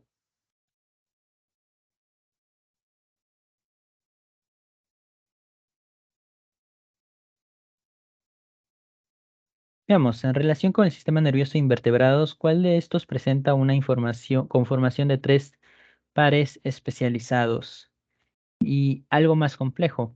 Veamos. Actinias y anémonas de mar. ¿A qué filum pertenece? Esta pertenecen a los filum de los nidarios. ¿Y los nidarios tienen sistema nervioso? Sí, pero sistema nervioso del tipo reticular. Es una red de células. No hay tres pares especializados. En cuanto a los anélidos, a los moluscos y a los artrópodos, estos presentan un sistema nervioso del tipo ganglionar. Es decir, la presencia de pequeños corpúsculos llamados ganglios. ¿Cuál es la diferencia entre estos tres? En que los anélidos, por ejemplo, solo presentan un par, o más que un par, mejor, muchos pares de ganglios. Los anélidos son animales que están divididos en múltiples segmentos. En cada segmento hay un par de ganglios. Y con los artrópodos lo mismo. Está dividido en segmentos y por cada segmento hay muchos pares de ganglios. Pero lo particular de los bivalvos o de los caracoles es que estos solamente tienen tres pares de ganglios. Bien, los tres pares de ganglios especializados corresponden a los bivalvos. ¿Por qué te ponen moluscos bivalvos y no sencillamente moluscos? Bueno, por ejemplo, los cefalópodos no tienen pares de ganglios, no suelen ser la excepción a todo.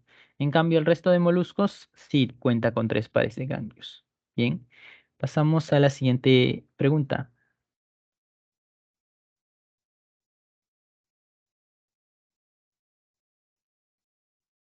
Veamos, otra pregunta que parece complicada. Después de un accidente, una mujer comienza con pérdida de reflejos, disminución de la secreción salival, pérdida de equilibrio, pérdida de audición, alteración de la presión sanguínea. Estas son consecuencias de daños respectivamente en... Y parece muy difícil, pero vayamos a lo que nos suena más, ¿no? Lo que nos parece más conocido. Pérdida de equilibrio.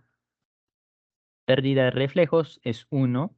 Disminución de la secreción salival es 2. Pérdida de equilibrio, el tercer síntoma. ¿A qué órgano hace referencia? Ya que en las alternativas vemos puros órganos del sistema nervioso. Y recordaremos que es el cerebelo. Así que buscamos pérdida de equilibrio. ¿Cuál es el tercer órgano en dicha alternativa que sale cerebelo? En la primera, por ejemplo, acá te sale el hipotálamo. Hipotálamo no tiene que ver con pérdida de equilibrio, así que esta no es. Acá te sale cerebelo también, así que puede ser. Acá te sale tálamo, no es. Acá te sale hipotálamo, tampoco es, no. No es esto, no es esto. Así que nos quedamos entre estas dos, entre la A y la B, solo sabiendo que la pérdida de equilibrio tiene que ver con el cerebelo. Veamos, pérdida de reflejos. Y reflejos, ustedes recordarán al llamado acto reflejo, el llamado arco reflejo, ¿no? Que termina explicándolo. Eran dos neuronas que derivaban de un receptor, neurona motora, neurona sensitiva, pero ¿dónde se encontraban esas neuronas? No se encontraban en el cerebro, ¿no? No era necesario que las neuronas en un acto reflejo lleguen al cerebro, sino que se encontraban y conectaban en la médula espinal. Recordarán bien, es ahí donde hacen sinapsis ambas neuronas. Así que la pérdida de reflejos tiene que ver con la médula espinal. Y nos quedamos con la alternativa C, ¿no? Disminución de la secreción salival, bulbo raquídeo. Tos, estornudo, secreción salival, vómito tiene que ver con bulbo raquídeo, ese tipo de acciones que no podemos controlar. El tálamo era la unidad o el centro de relevo de todos los sentidos, excepto el olfato. Es decir, cuando recibimos una señal de la vista o el oído, antes de dirigirse al cerebro, va primero al tálamo. En este caso te hace pérdida de audición. ¿Con qué podría ver? Podría tener que ver con el tálamo, ¿no? Si el tálamo funciona mal, entonces podemos oír, pero llega de manera equivocada al cerebro, así que la audición no va a ser la correcta. Y al final, la alteración de la presión sanguínea. Y el hipotálamo, que sale precisamente en esta alternativa, es el que tiene que ver con la homeostasis. El control de la presión sanguínea es un tipo de homeostasis también. Así que en la 24 la respuesta es la C. Pasamos a la siguiente pregunta.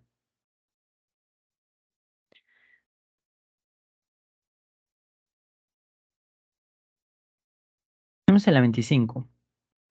Durante el ciclo celular se lleva a cabo el crecimiento y la división celular.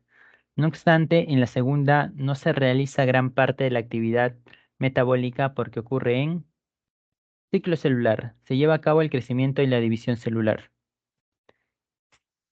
El crecimiento y la división celular. La división celular corresponde a qué? Corresponde a algo llamado mitosis, ¿no? Y el crecimiento corresponde a qué? El crecimiento se da en algo llamado interfase. No obstante, en la segunda, ¿a quién se referirá? En la mitosis no se realiza gran parte de la actividad metabólica porque esta ocurre ¿dónde? Y es que en la mitosis la célula solo se centra en dividirse, ¿no? En dividir equitativamente el ADN. ¿Por qué no ocurre mayor actividad? Porque la síntesis de proteínas, el crecimiento de la célula y todos los preparativos se dio en la primera fase. Y la primera fase, ¿cómo se llama? Se llama interfase. Ahí es donde se da la mayor cantidad de actividad metabólica. Por lo tanto, en la 25 la respuesta es la D. Pasamos a la siguiente pregunta.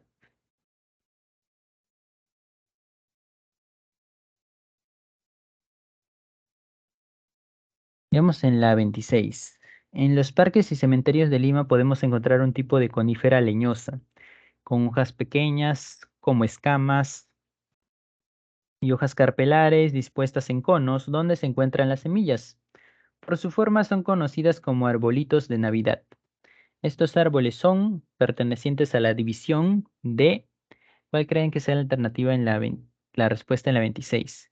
Pinos, angiosperma, cipreses, monocotiledonia, araucarias, gimnosperma, eucaliptos, dicotiledonia o cedros fanerógama. ¿Cuál creen que sea la alternativa en la 26?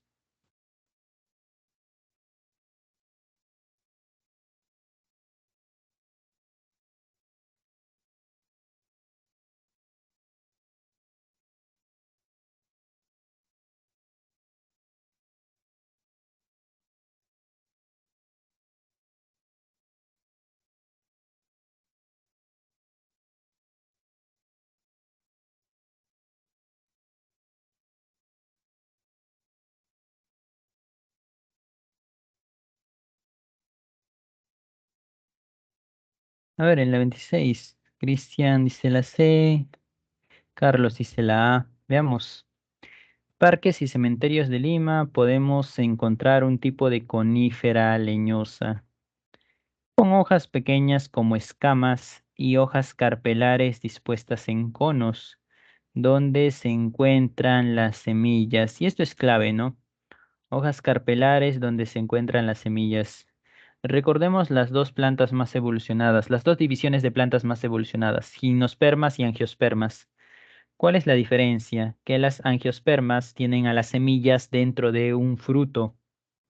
Por eso se llaman angiospermas, porque esperma, semilla, angio, cubierta, está cubierta dentro de un fruto.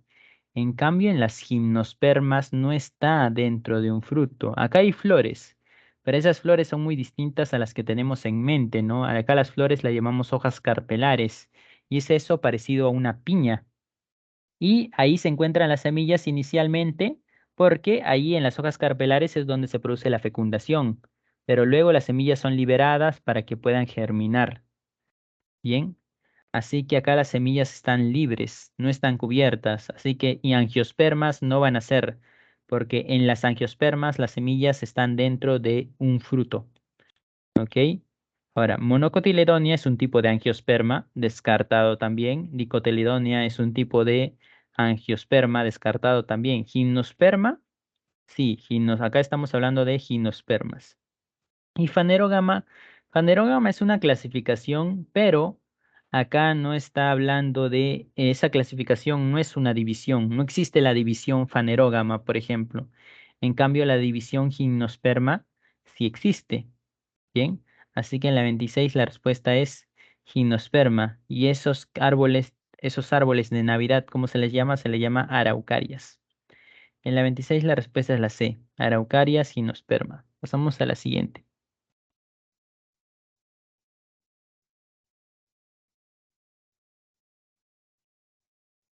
Vemos en la 27, algo complicado también.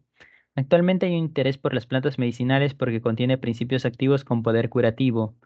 No tienen efectos tóxicos. Por ejemplo, hay plantas con propiedades beneficiosas como la col, el colibrí, el rabanito y la maca, cuyas propiedades principales son, vemos que dice la uno, formar radicales libres como un mecanismo molecular de defensa, y esto es incorrecto.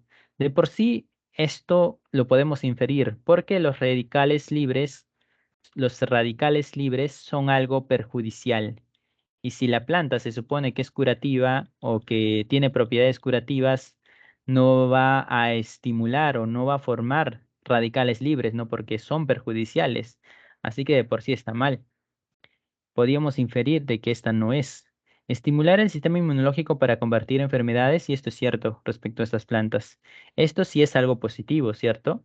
Retardar las reacciones químicas que causan los radicales libres, y esto no termina realizándolo las plantas, este tipo de plantas. Proteger la piel del envejecimiento prematura, y eso sí, neutralizar el efecto de las moléculas antioxidantes, y no, de hecho las moléculas antioxidantes combaten a los radicales libres, por lo tanto son beneficiosas, y ninguna planta que sea beneficiosa va a buscar neutralizar ello, ¿no?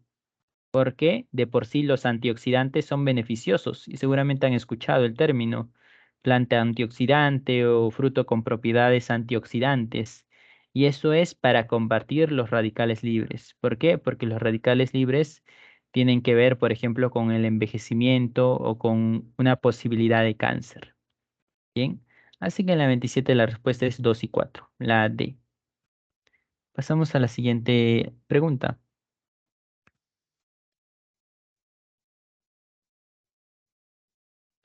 Vamos a la 28. Este trastorno nutricional es causado por un déficit de niacina o de su precursor triptófano, con una frecuencia mayoritaria principalmente en Asia y África. Generalmente se debe a una alimentación insuficiente en la que carecen muchos nutrientes principales y es denominado como...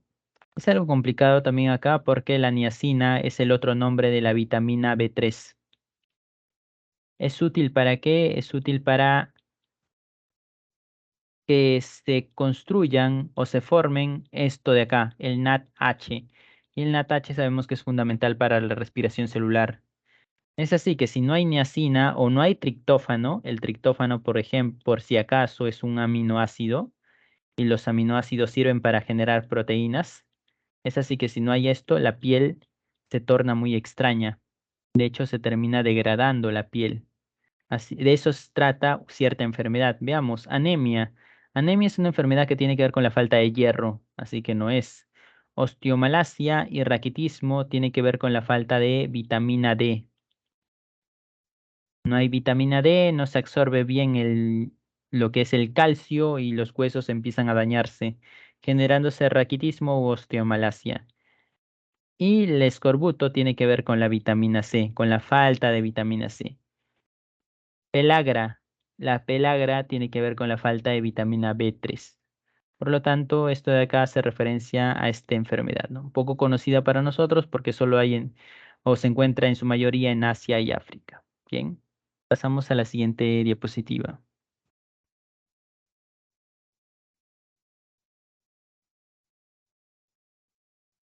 Veamos, la fiebre tifoidea es causada por Salmonella typhi. El ser humano es el único ser vivo utilizado como reservorio del agente patógeno.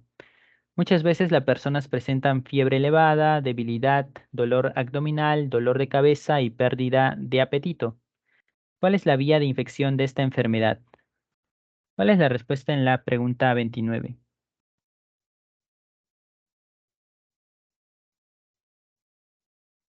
¿Cómo se contagia la fiebre tifoidea?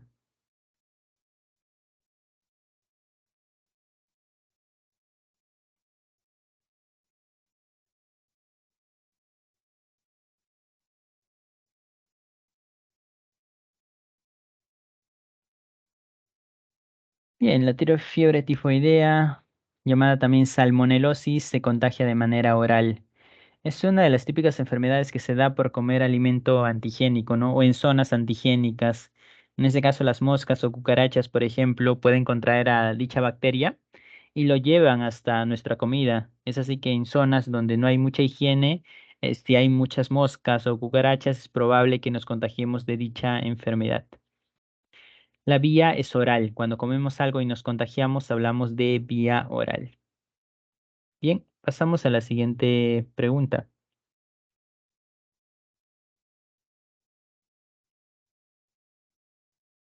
Veamos. Incendios forestales en la Amazonía de Brasil entre los años del 2019 y 2020 destruyeron bosques primarios. ¿Cómo se denomina la regeneración natural del bosque luego de muchos años y qué organismos estarían dentro de los principales agentes que ayudan a su recuperación? ¿Cuál es la respuesta en la 30? Regeneración ecológica, sucesión ecológica primaria, secundaria, evolutiva o sucesión ecológica nada más.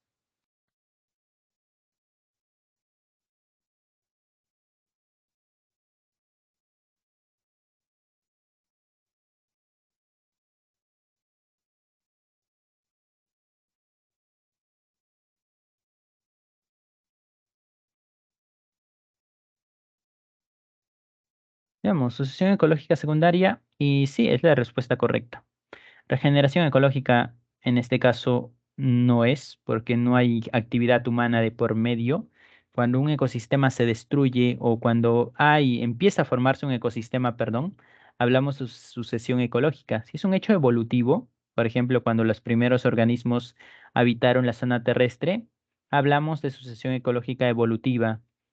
Cuando hay destrucción de por medio, cuando nos mencionan una destrucción que puede ser natural o artificial, en este caso un incendio forestal, nosotros hablamos de sucesión ecológica primaria, secundaria, perdón. Si nos hablan que sencillamente no había ecosistema o que fue producto, por ejemplo, de una erupción volcánica, ahí es primaria. Pero cuando hay otro tipo de desastre o cuando nos hablan que un ecosistema se destruyó, eso es secundaria. ¿Qué organismos estarían dentro de los principales agentes que ayudarían a su recuperación? Y una opción son los murciélagos. ¿Por qué? Los murciélagos ayudan en el proceso de polinización de algunas plantas. Además, se alimentan de semillas o de frutos, perdón. Y eso permite que las semillas sean disgregadas para que así las plantas puedan volver a resurgir. En la 30, la respuesta es la C, sucesión ecológica secundaria.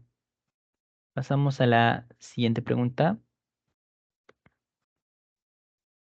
Es un componente del biotopo lleno de vida macroscópica y microscópica, capaz de ciclar la materia orgánica para dar perpetuidad al ciclo de la vida e incluso al flujo de energía y materia. Dicho componente es biotopo, perdón, es el factor abiótico del ecosistema, ¿no? Los factores abióticos, es decir, lo que no tienen vida. ¿Y qué nos permite esto? ¿A qué se refiere con ciclar? Y recordaremos los ciclos de los elementos como el carbono, por ejemplo. ¿Qué pasaba? Absorbíamos dióxido de carbono de la atmósfera, pero luego el animal se iba a morir. ¿Y ese carbono a dónde regresaba? Regresaba al suelo, regresaba a la tierra. Lo mismo con el nitrógeno, lo mismo con el azufre, fósforo. Cuando el ser vivo moría, eso regresaba al suelo. Y del suelo, ¿cómo volvía a otros seres vivos? A través de las plantas, las cuales tienen esa capacidad de absorber. Luego esas plantas eran comida por los animales morían o eran consumidas y nuevamente regresaba al suelo. A eso hace referencia. Por lo tanto, en la 31 la respuesta es la D, suelo. Vamos a la siguiente pregunta.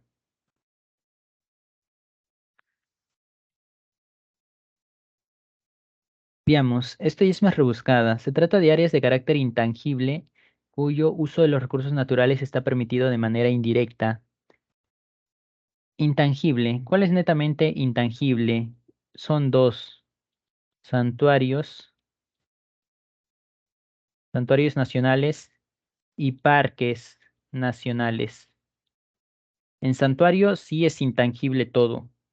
En parques algunos sí, algunos no.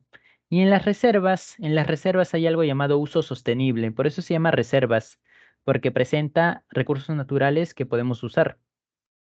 Por lo tanto, acá se trata de reconocer santuarios y parques nacionales, ¿no? Una reserva no cumpliría con estas características.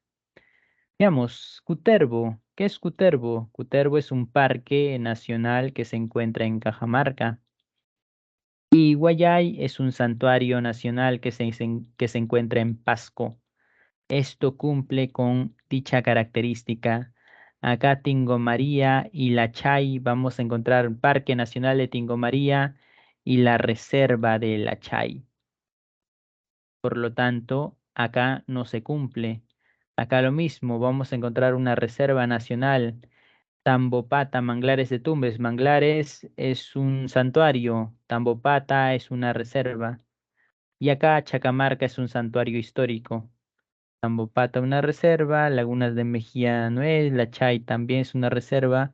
Por lo tanto, quien cumple con esto, Cutervo es parque y Guayay es santuario, por lo tanto ambos cumplen con el hecho de ser de carácter intangible.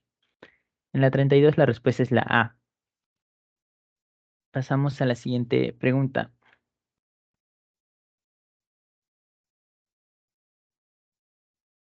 Veamos.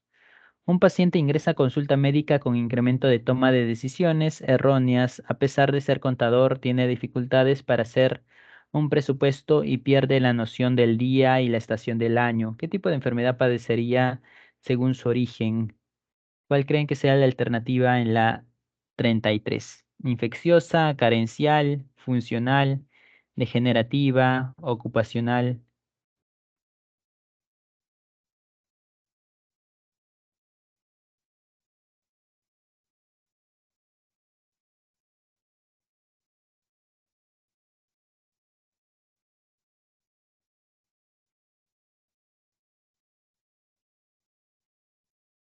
Sí, Ricardo, los murciélagos son polinizadores.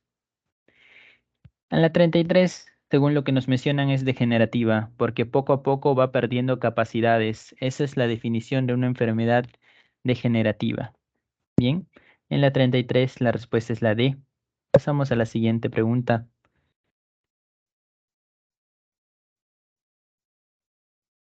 Veamos, esta es una pregunta también algo complicada. De la presencia de un cuadro de teniosis, es decir, una persona con tenias, un integrante de la familia, deben guardarse ciertas medidas que garantizan la salud de las personas que conviven junto a él. ¿Qué tipo de circunstancias podrían suceder para que se afecte la salud de los demás familiares? ¿Y se puede contagiar esta enfermedad? Directamente no, indirectamente sí, a través de las heces, como hemos visto en los parásitos, ¿no? Por ejemplo, heces del infectado cerca a qué? Cerca a la carne, en realidad cerca a alimentos contaminados. Si hay alimentos contaminados, es ahí donde uno, sobre todo los vegetales, ¿no? Ese es cerca, uno no sabe dónde están los vegetales, no los lava bien. No tiene que ser un gusano grande, sino un simple huevecillo, una pequeña larva, y es así como uno se termina contagiando. Ingestión a través de carne mal cocida, no, carne no, ya que se está hablando cómo el infectado puede contagiar. Ingestión de proglótides a través de alimentos contaminados, y esto es cierto. Eliminación de cisticercos a través de los heces del afectado, y no, esto no sea así. Consumo de proglótides a través de vísceras mal cocidas, tampoco. Ya que acá la carne, si bien uno se puede contagiar, pero te está preguntando cómo una persona contagia eso. No lo va a hacer a través de la carne, ¿no? Sino lo hace a través de heces cerca a alimentos, cerca a vegetales. Y el que más se acerca es la B. ¿Qué es proglótidos? Proglótidos son larvas, larvas de las tenias. Eliminación, esto tampoco, ¿no? Por lo tanto, en la 34 la respuesta es la B. Pasamos a la siguiente pregunta.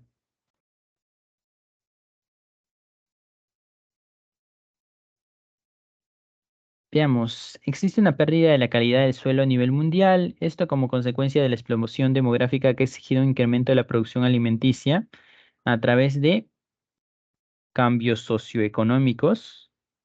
No, te habla que se pierde la calidad del suelo y que se exige incremento de producción alimenticia. Tiene que ser algo más directo. Hacinamientos, tampoco. Diversidad de cultivos, recursos naturales y acá es monocultivos. ¿Qué es un monocultivo? Es un cultivo de un solo tipo de planta. Y es decir, tienes que abastecer a tanta gente, entonces cultiva una sola cosa, así se hace más fácil. Y eso lo llamamos monocultivo. Lo contrario a diversidad de cultivos, ¿no? Sembrar en un gran campo solamente arroz o solamente maíz, para que así sea más fácil cultivarlo todo. Eso es lo que te ha llevado la explosión demográfica, a que se generen los monocultivos. Pasamos a la siguiente pregunta.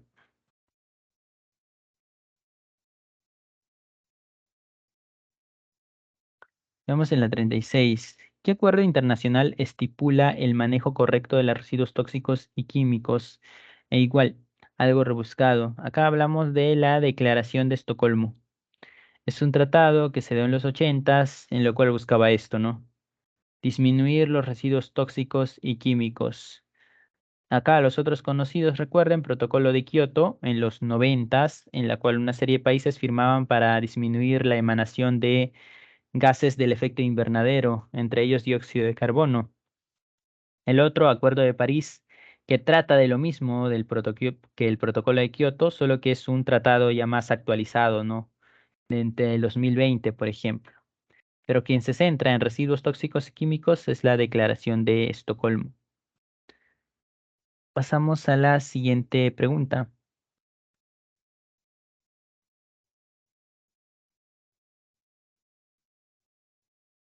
Veamos. Esteban desea desarrollar su tesis y para ello desea investigar las zonas de apareamiento del oso de anteojos dentro de una ANP. Si a pesar del impedimento de extracción de recursos naturales, él logra ingresar a realizar sus observaciones, ¿qué tipo de ANP sería si se protege exclusivamente esta especie de oso? Hay un área, ANP es Área Nacional Protegida, que se pueden centrar en un grupo de animales o en uno solo. A veces se centra en un solo tipo de animal, en una sola especie, para que así no se termine extinguiendo. ¿Cómo se llama esa ANP? Se le llama Santuario Nacional. Santuario Nacional puede centrarse en un solo tipo de animal o en un grupo pequeño de animales. En este caso, el oso de anteojos debería encontrarse en un santuario nacional. Además de que hay restricciones, ¿no? Impedimento de extracción de recursos naturales, recuerden, algo llamado intangible. En la 37 la respuesta es la B, Santuario Nacional. Pasamos a la siguiente.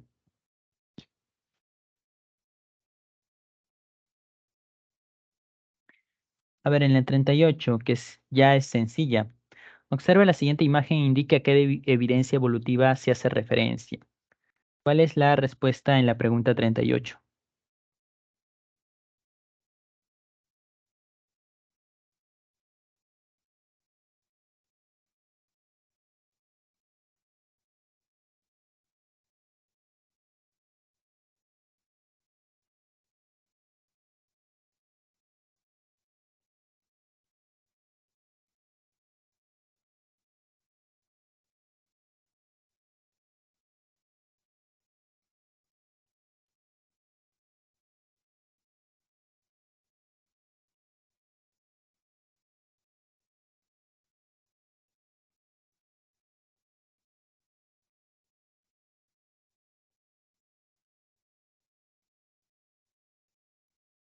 A ver, en la 38,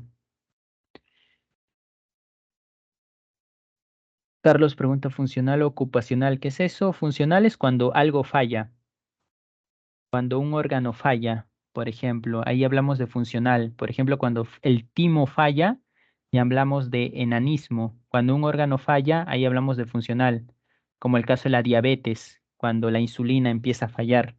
Ocupacional es cuando tenemos un trabajo de por medio, como el saturnismo, se da en personas que trabajan en minería. Eso es ocupacional, cuando es producto de un trabajo.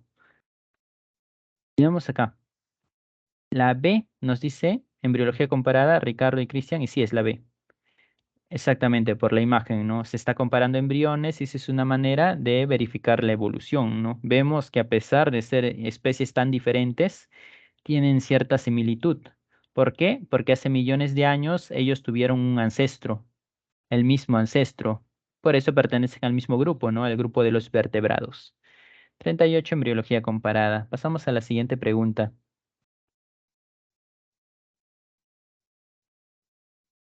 A ver, una pregunta de inferencia. Diversas acciones humanas pueden reducir una población silvestre al punto de no poder encontrarla y considerar extinta, como pudo ocurrirle a la chinchilla, considerada extinta por más de 90 años hasta su redescubrimiento en 2009 y 2020. De las siguientes acciones para evitar esta situación, o sea, la extinción de un animal, ¿cuál es lo incorrecto? Y eso es sencillamente inferir, ¿no? Prohibir la caza indiscriminada de animales silvestres, correcto.